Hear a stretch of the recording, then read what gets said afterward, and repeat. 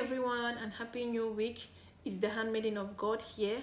Today we are in day 13 of our program on reasons why we should not engage ourselves into sex before marriage. And our 13th reason is this: to avoid unplanned single parenthood. What did I say? To avoid unplanned single parenthood. When you get pregnant from sex outside of marriage and definitely give birth to that child, there's already a stigma that has been placed on you and that child as well. Yes. Like majority of the lady, their lives become so miserable, especially when the guy in question refuses to take responsibility of that child. You are left alone to cater for that child. And in cases where you don't have enough finances to take care of that child, the child's upbringing is filled with regrets and abuses. Yes, because you will not be able to cater for that child's need. You'll not be able to give the child the life the child deserves.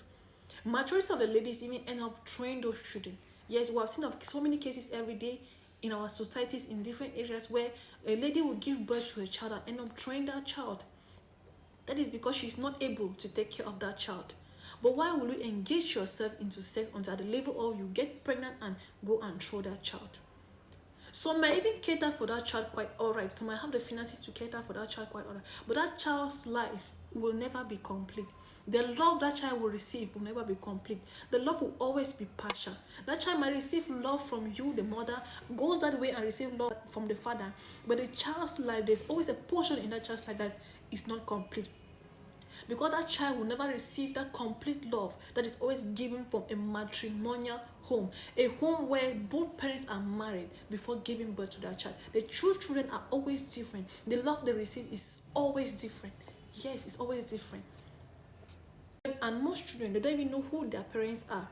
When they go to schools, they get abuses from their fellow classmates, their fellow students, and their colleagues, and every other thing. Yes, because they don't know who their parents are. They'll ask a child like, where is your father? You don't know who your father is. That is, it plays a lot in the mind of that child. That child will grow up knowing that, okay, this is how the mother's lifestyle was like this, and now today, this is what she is facing. Yes, that child's life will never really be complete. And let's even talk now on the case where they gave birth to that child and end up not getting married to that man. And definitely that man gets married to another person and takes that child.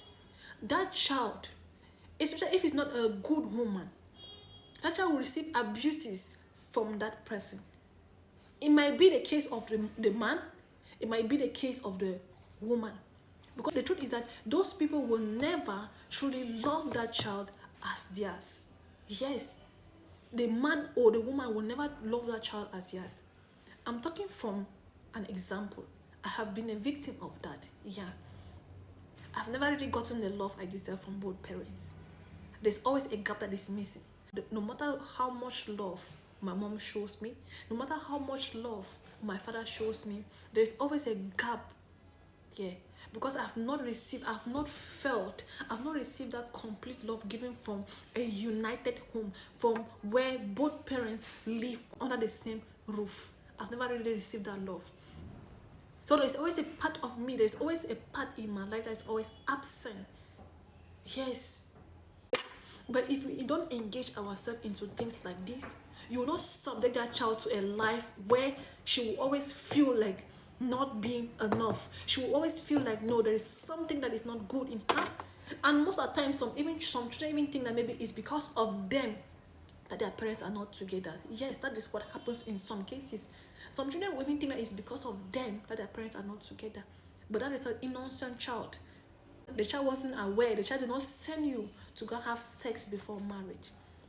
So whatever we do in this life, whatever we do in the name of enjoying ourselves, in the name of satisfying your pleasures, has a lot to play in your life. So we should really stop fornicating. We should stop fornicating. Every day I see cases of a young girl giving to birth.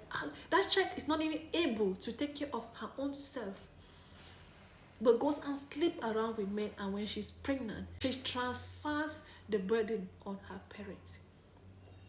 Most of the time, some parents will even send those children out of the house. Yes, because they are pregnant. That is because most of them don't even have the finances to take care of their child. They are barely struggling to send you to school. They are barely struggling to feed you. Now you're bringing an addition into the family. But when you avoid sex, you will not subject your parents to those things. When you avoid sex before marriage, you will never put your parents in a situation where they will send you out of the house.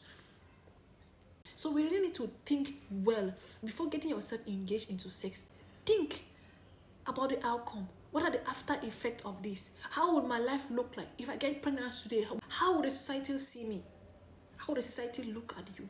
So there is a stigma that has been placed on you and that child when you give birth to that child out of wedlock, when you have sex before marriage. There are a lot of things that are being placed on you, which follows you to the rest of your life. And you see some men who even say no, they don't want to get married to a lady that already has a child. Yeah, that is because they see you already as a wayward person. There are men that like that. I've heard of cases like that. A man will say no, he cannot get married to a lady who already has a child. And truth be told, I here am a lady. And I always say to myself, and I will proudly say that, I will not give birth to a child out of wedlock. I always say it, and God has always been backing me up. I will never give birth to a child out of wedlock. If I am not married, then I definitely not give birth to a child. Because I know what I have gone through. I have had the experiences, and I know growing up as a child with your both parents not under the same roof. Yes, I have had that. So in order to avoid abuses on your child tomorrow, in order to avoid things that you yourself will sit and look and you will not be proud of, do not engage yourself into sex. Keep yourself holy. Put yourself intact. Say that man meets you, and when you want to give birth in your matrimonial home with your legally married husband. Yes, please do that. For the sake of those children out there, for what the society will place them, how they will look at them, what the abuses they will receive. For their sake, keep yourself holy. For your own sake, for the stigma that will be placed on you for life, keep yourself holy. Yes, keep yourself holy. My God. A lot of us, a lot of children are suffering out there just because of the consequences of their parents, just because they decided to get themselves engaged with sex, and now the children are the ones facing those things. So we should avoid. We should really avoid, please. For goodness sake, we should avoid. Thank you so much for today.